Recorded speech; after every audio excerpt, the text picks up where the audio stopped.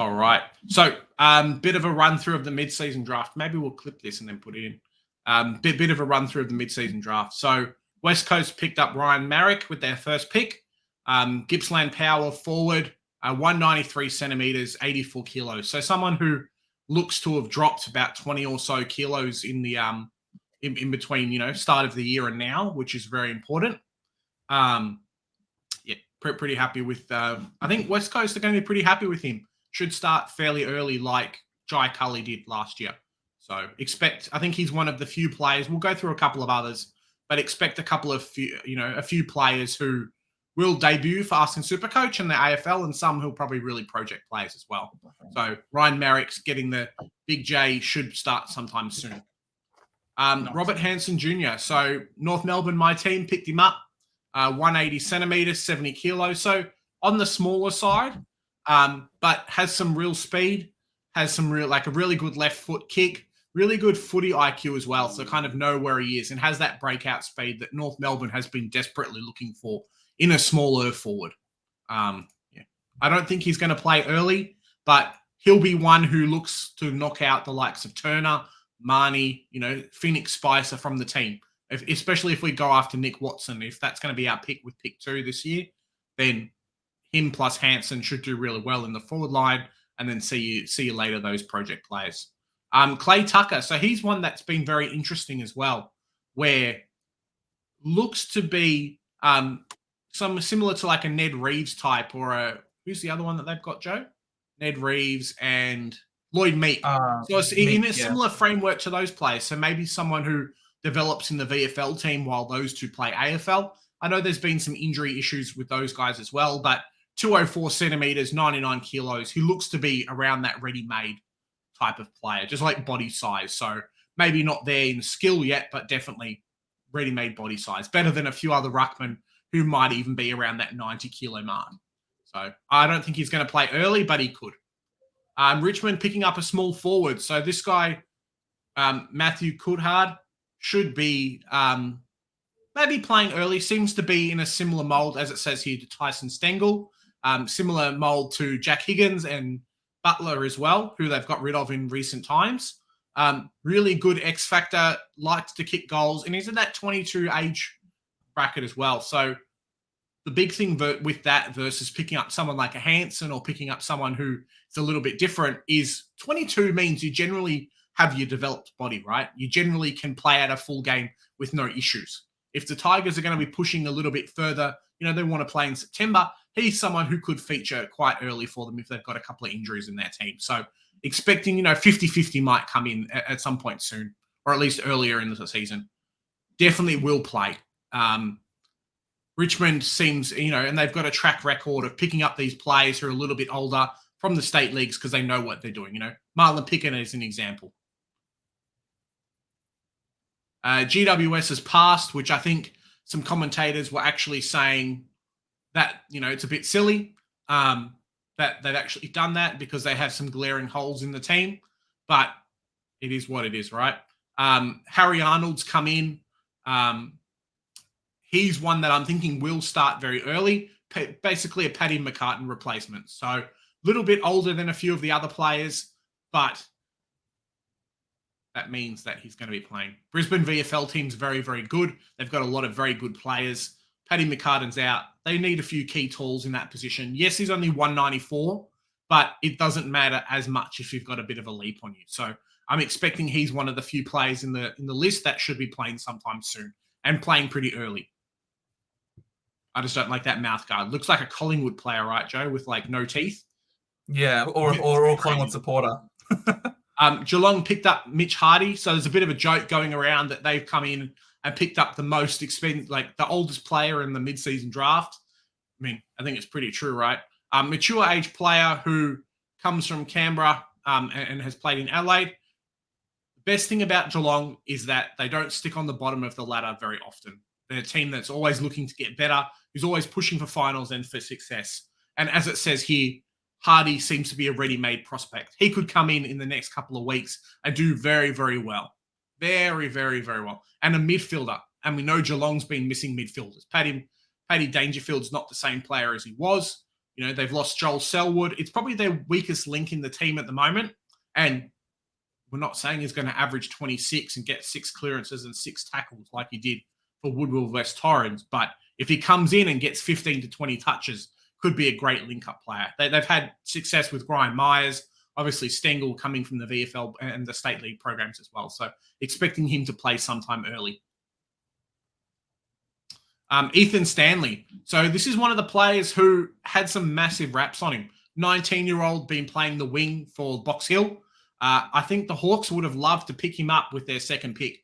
That they've done really well with their Box Hill players. Bramble, as an example. Blank is another example. Jai Newcomb as an example as well. So guys that they've come in and developed in the State League as playing for their AFL team. Obviously, Fremantle's come in and poached him as well. So done really well there. Jaden Hunter. So someone here that, Ethan Stanley potentially could play early. I know Freo's had some issues with their midfield as well, working out their mix. They need a Blake Acres type. If he can do well for the first couple of weeks in the VFL, we might actually see him come in before the end of the year. Definitely a project player, though, that they're going to keep for a long time. So Jaden Hunter is someone that Joe's not too keen on. Comes from Perth, plays tall forward, thinks that, they picked up Weedman and 2-meter Peter to come in. And maybe that's the case, but it might be a case of, hey, we've filled our AFL team with all our tall forwards. We need some guys who are listed to play in the VFL who aren't injured. So Jaden Hunter kind of fills that role. 93 kilos, 196. All right, around the same mix that a lot of these other guys are. So pretty happy with him. Caleb Poulter. I will say, I will say for him is before he moved forward, he was actually a defender. Ooh. At 196 centimeter, he's capable of being a swingman. And maybe what that means, and what that could mean down the track, is he could move into defense if we're struggling against a big forward. Like if we're going to be up against Gold Coast or we're up against St Kilda and they've got a big, tall forward and BZT can't match up on him, Jaden Hunter could get the call up, which could, again, free up Ridley to be the intercept marker. Yeah. So that's a conundrum. It could be Hunter, could be Rhett Montgomery and a couple of other players as well. So it works out all right for them. Caleb Poulter, so former Collingwood player. I reckon he was pretty hard done by to get dropped.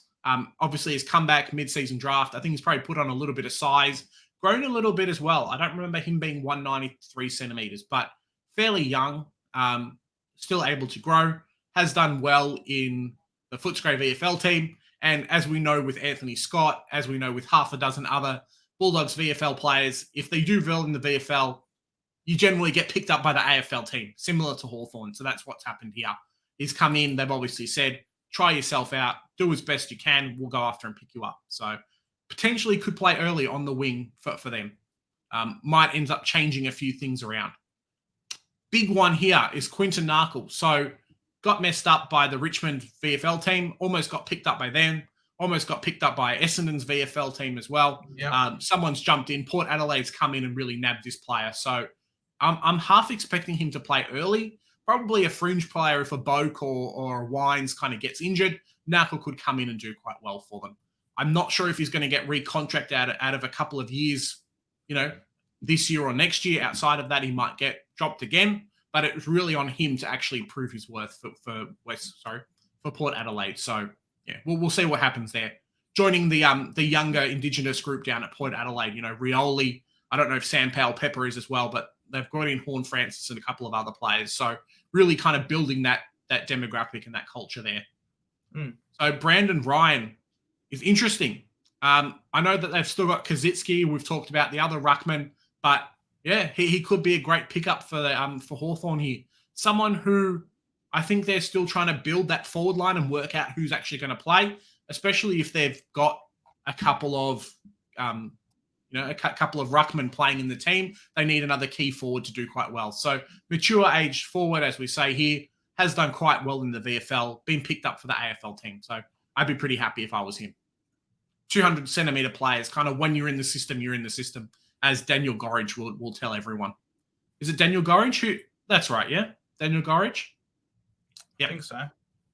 Yeah, and James Treacy. So I know North Melbourne were linked to him early. A couple of other teams were in the first round of the picks and got picked up by Richmond. So the team that he played for in the VFL, they've obviously come in and said, yep, you've done really well for us.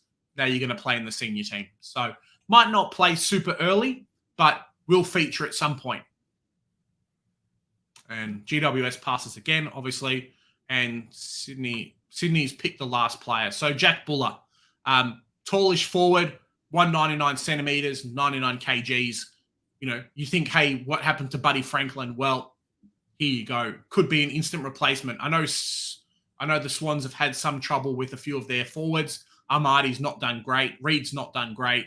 Buddy's on his last legs. So this guy could feature in our team in the next couple of years in Supercoach, at least as a rookie, if he doesn't get debuted very quickly now. Looks to be all right.